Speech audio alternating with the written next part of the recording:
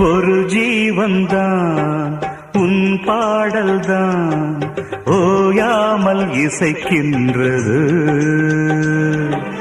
இரு கண்ணிலும் உன் ஞாபகம் உறங்காமல் இருக்கின்றது.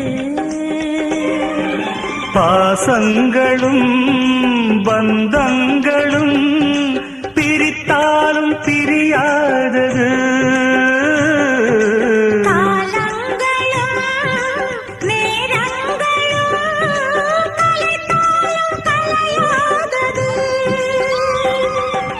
ஒரு ஜீவன்தான் உன் பாடல்தான் ஓயாமல் இசைக்கின்றது.